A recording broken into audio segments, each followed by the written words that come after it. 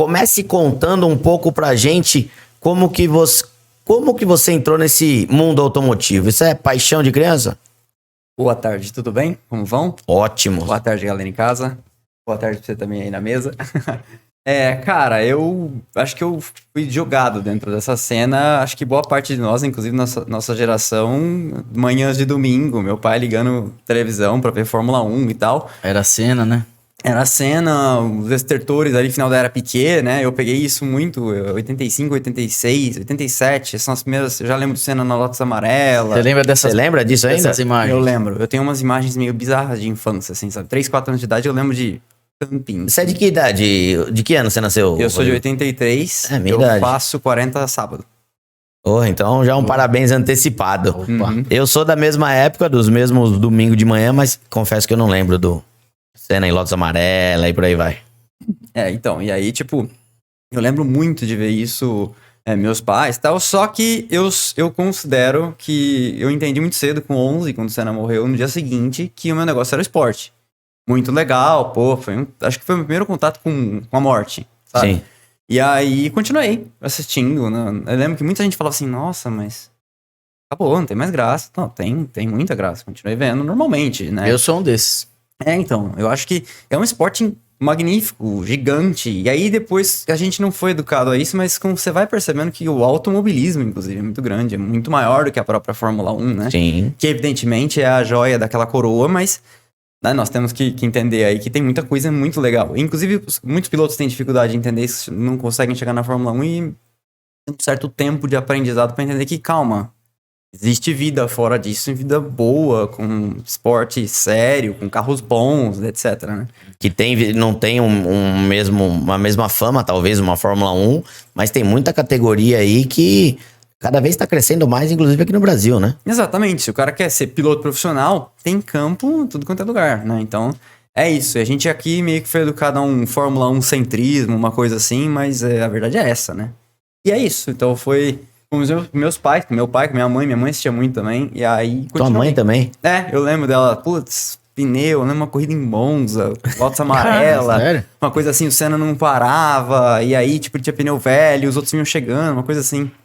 Mas eu lembro bem. É que na época a Senna, acho que até pelo fato de o Senna ser como ele era, ele atiçava muito as pessoas a assistirem, né? Ele dava emoção pro negócio. O Senna, ele como... A gente já tá entrando na discussão, Sim, né? sim. Mas o Senna como produto, ele era um produto muito bom. Ele Certeza. era um cara... uma das coisas que o Senna fez que ninguém fazia na época, que hoje qualquer moleque de 9 anos no kart tem, é um kit, um media kit, uma assessoria de imprensa e tal. O Senna era o próprio assessor de imprensa. Então, quando ele tava na Europa, correndo de Fórmula Ford, Fórmula 1600 e tal, ele ligava a cobrar da Europa pra cá, pra falar com os jornalistas setoristas de esporte dos principais jornais do Brasil. Pra passar E ele contava, notícia. Ontem eu larguei em quarto, cheguei em terceiro, ganhei a corrida, papapá, não sei o que, tal. Ele entregava. Sim. Hoje uma assessoria de imprensa já faz isso, manda no grupo do Zap pra todos os jornalistas, O Media etc. Kit veio daí, então. O Media Kit, veio daí. Né? Eu Senna fiz foi o precursor. Exatamente, no ano passado, dia 1º de maio, eu soltei um vídeo explicando revoluções que o Senna fez na Fórmula 1. Ou coisas que pode ser que ele não tivesse inventado, mas que ele levou a barra. Como, por exemplo, o Lauda já se preparava fisicamente, o Emerson também. Mas o Senna levou isso a um nível acima. E outra série, por exemplo, essa questão da assessoria de imprensa. Se o jornalista não tem informações, naquela época que não tinha internet, que chegava tudo pelo teletipo do jornal, pelo telex. Sim. Se alguém te liga e te dá o bolo pronto, é muito mais fácil. E se você precisa aparecer para ter patrocinador num esporte tão caro como esse, pô, já começa com uma vantagem. Então, Senna como produto, ele era muito melhor porque o grande piloto brasileiro de logo antes era o oposto disso. Porque não tinha nenhuma paciência pra imprensa, não queria saber de nada e tal. Então, caiu no colo, né? O Senna era um cara bonitão, o Senna era um cara carismático, etc. Então, putz, isso aí foi a tempestade perfeita. Sim. Mas será que isso foi pensado? Será que isso foi pensado ou era o perfil mesmo dele? Porque Isso partiu dele que você tá falando? Olha, eu acho que tem um pouco de estratégia aí. Eu não tô dizendo que o Senna é um cara fake, de maneira alguma. Mas eu acho que existe um pouco de estratégia, com certeza. Porque hoje em dia todo mundo faz isso. E alguém pensou isso antes de alguém. Sim. Pode ter sido ele no ramo do automobilismo. Claro que já assistia assessoria de imprensa antes, né? mais nesse quesito aí de fazer isso antes, porque realmente você amplifica demais o alcance das coisas. Claro, isso. E se ele fazia isso enquanto ele tava nas categorias de base lá, você não tinha... Hoje a mídia tá em tudo que é lugar, né? Hoje tem os... Como é que chama? Quando tem o jornalista que mora na Itália, não sei o quê. Os correspondentes. Antes não tinha muito isso. Então, pô, como é que você ia ficar sabendo de notícias se alguém não te passasse? E legal era ele ter a ideia dele fazer isso, né? Exato. Tipo, não, vou ligar lá e vou contar.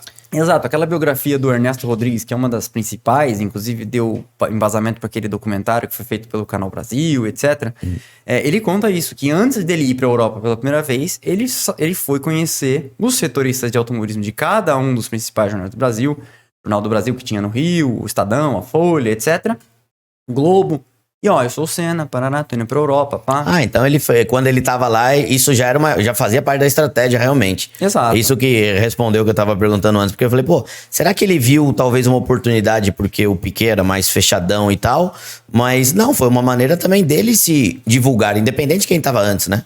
Eu fui contando a história e lembrando, então respondendo a sua pergunta melhor, sim, foi pensado.